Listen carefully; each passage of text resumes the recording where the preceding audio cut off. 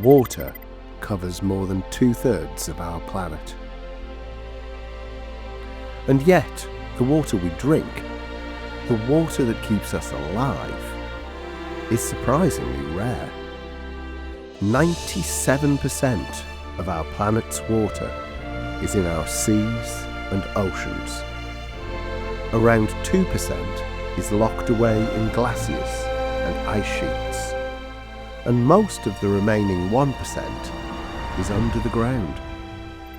Clean, fresh surface water, like this, makes up only around 0.03% of our global water reserves. And yet, it's critical to our daily lives in the UK.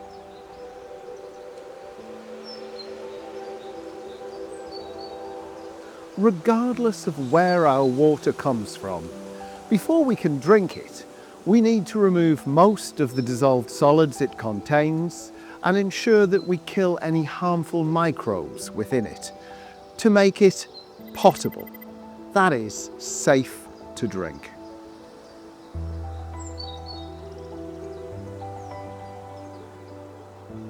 In the UK, most of our drinking water comes from rivers, such as this one, or from lakes and reservoirs.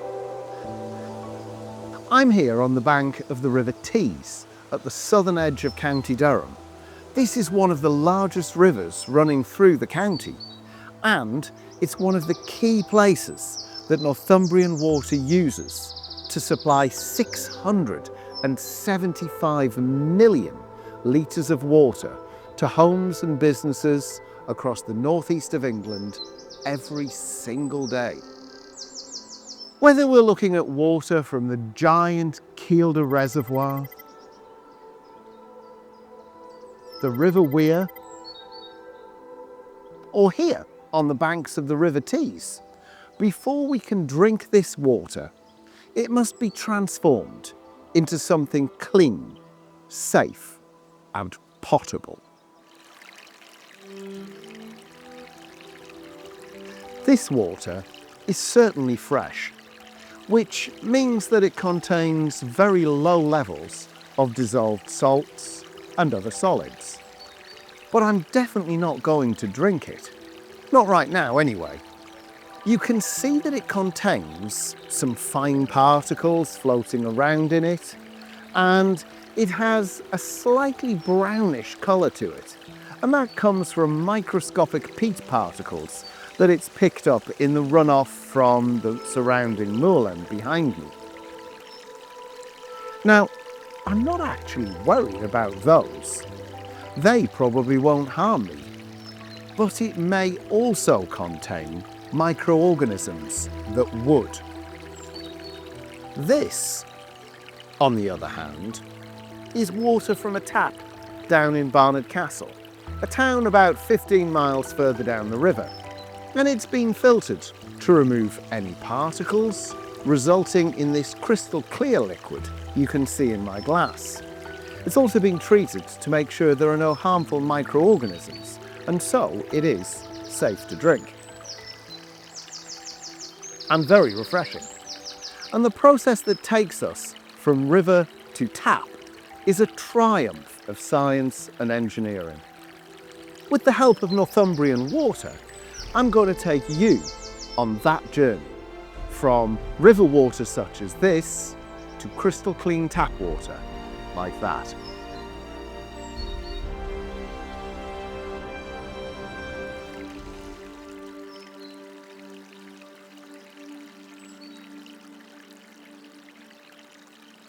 The facility you can see behind me here is the first step in ensuring your water is clean and safe to drink.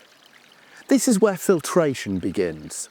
And filtration happens in a series of steps, the first of which is done by this large metal grid you can see behind me.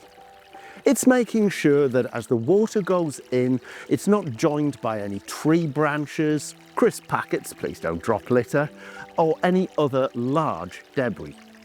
Behind these metal bars, there's a second set of screens, and their job is to make sure that no small fish, eels, or anything else makes its way up to the treatment plant. Together, these physical barriers, or screens, do a very simple but important job, ensuring that only the water and very fine particles suspended within it make their way up to the water treatment facility. And that's where we'll go next, to see the next step in that journey to clean, potable water. We're now down to water similar to what I had in my glass next to the river. The large bits of debris are gone, but it's still got a lot of fine particles in it, and we're going to get rid of those now so that our water will look clear and appealing. Some of those particles, like the peat that made the water look slightly brown, are far too small for most types of filtration to pick up. And so we're going to need an extra trick. In these tanks, the team at Northumbrian Water are adding very specific amounts of chemicals called coagulants. They're things like aluminium sulfate, and they help small particles clump together into something we call flock. This flock then settles to the bottom of those tanks in a process called sedimentation. The smaller particles will still be suspended in the water, and that's what's giving the water perhaps a slight cloudiness. We're going to deal with those next.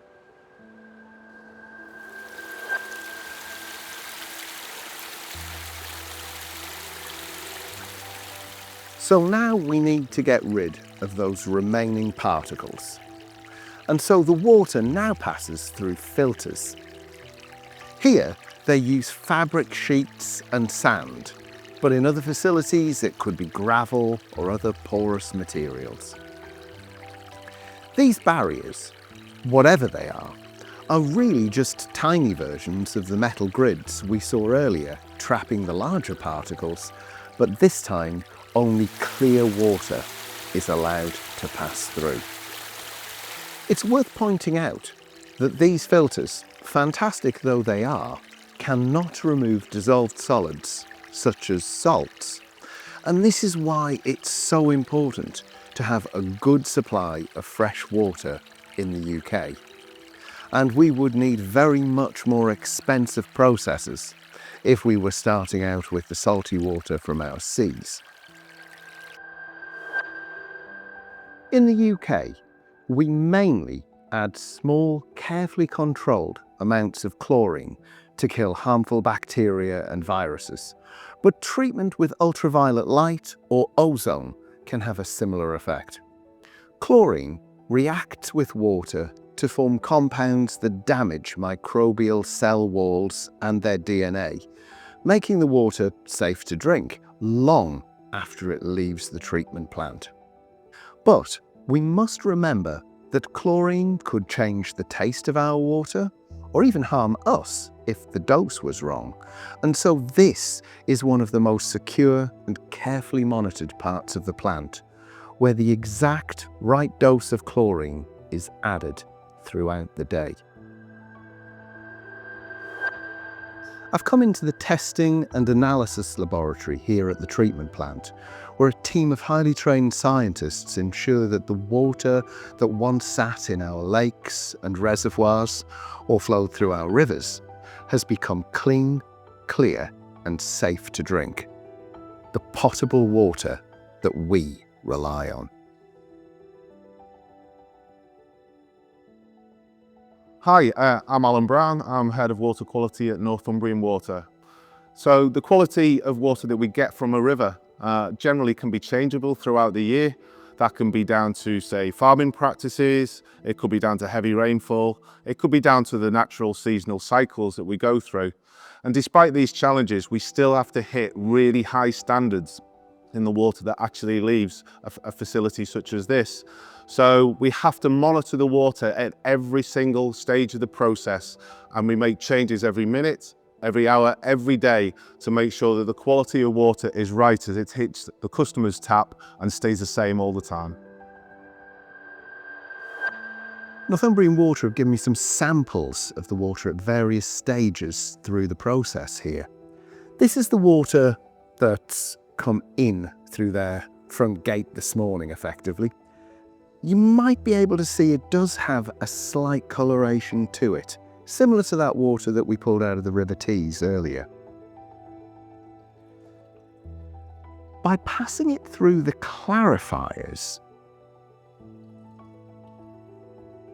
this is removed. And you wouldn't think that the water had so much material in it. Of course, this came from a much larger volume of water than was contained in that little flask.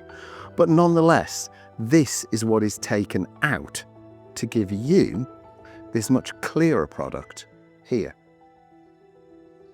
Now, we need the filtration step, and that is done using this material here, which is a granulated carbon material and does that job that we saw in the tanks outside, and eventually results in this crystal clear product in my hand. And so our water has had quite a journey.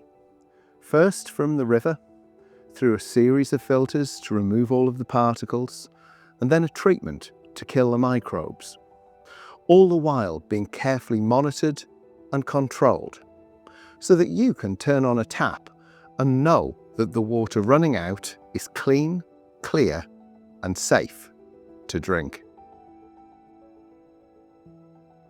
Cheers.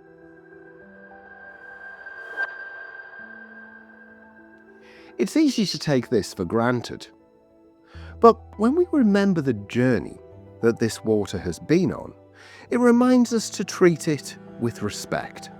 The water supply itself can sometimes be limited, during a long hot summer perhaps, but even in times of plenty, this water has taken a considerable amount of time, energy, money, and expertise to make it potable.